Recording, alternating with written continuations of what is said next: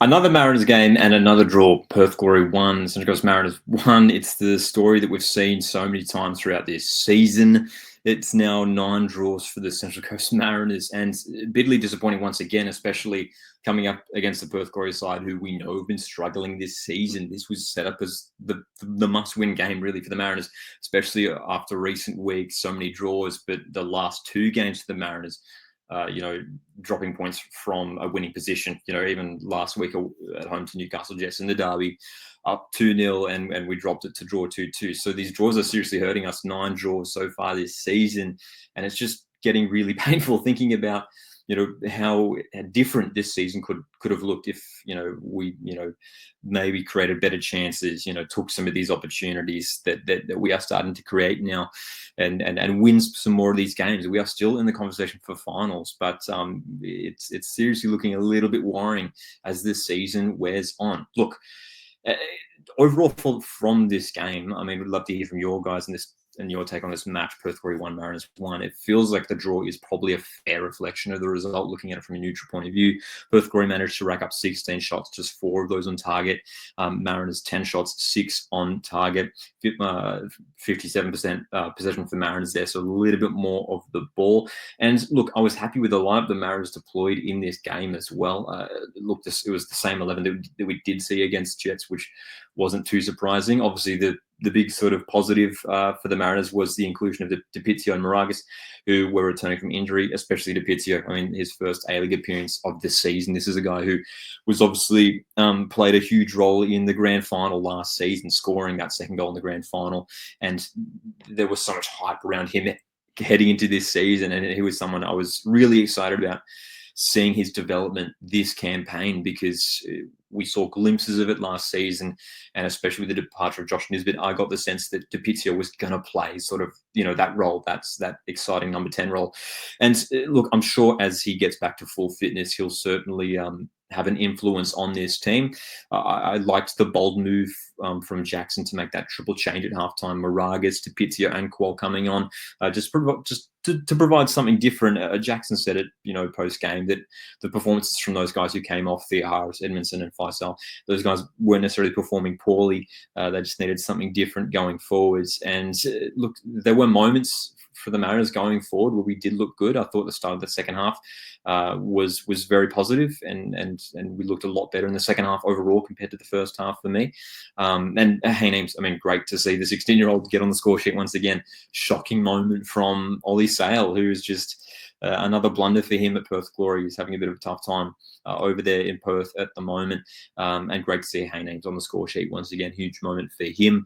It was obviously Perth Glory who opened the scoring after just 8 minutes. Adam Taggart scoring, which was a disappointing one to concede, I think, obviously from a Mariners point of view.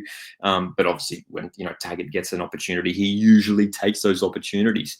There was a moment like in early on in that first half where Patrick Wood came across and laid in an elbow on the jaw of Trent Sainsbury. For me, red card. I don't know if I'm just looking at that from like a biased point of view, but to me, it looked like Patrick Wood came over and the elbow was made direct contact with the jaw of Trent Sainsbury. I don't know how that can't be a red card. It was given a yellow by the ref, so it was a situation where the VAR needed to get involved. I mean, again, whether you call that a clear and obvious error. Looking at the incident just in isolation, it's violent conduct. It's an elbow coming across. I mean, it was.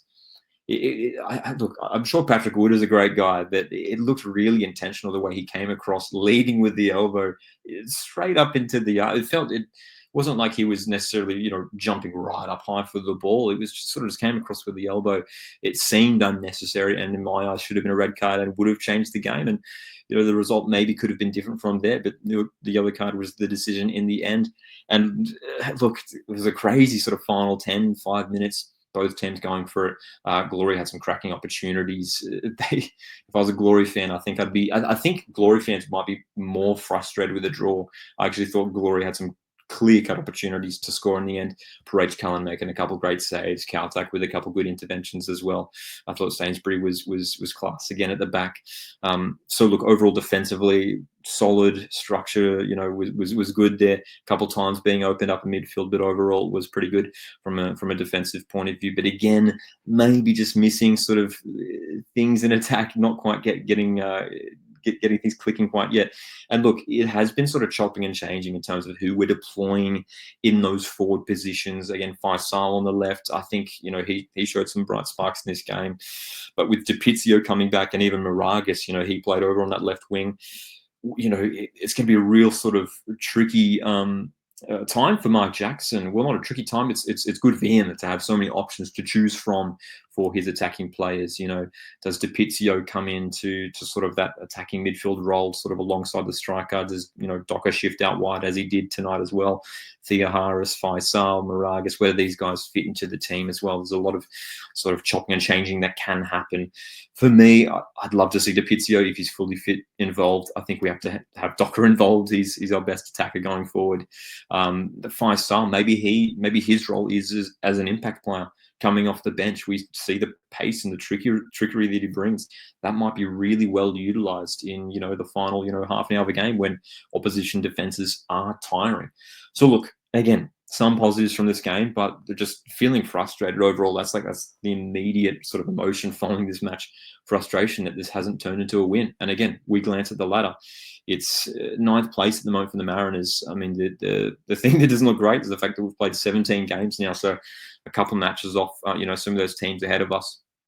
And again, we see MacArthur FC, Sydney FC as well, both on 24 points as it stands right now. Those two teams obviously playing this weekend, so the gap to the top six could increase even further to 6 points potentially. Of course, we've got Western United in there as well, who are featuring later on in the round as well. So I'm getting worried that we are starting to run out of time to, catching a spot at the bottom of the top six there, because we need the wins to come. And it's just so bizarre looking at sort of the win, draw, loss record there. 4 wins, 4 losses. I mean, you could look at it like across 17 league games, we've only lost 4. But the draws are really killing us at the moment. 9 draws. Just look at the rest of the league. I mean, 3 draws. Mariners up here with 9 draws. It is hurting us at the moment.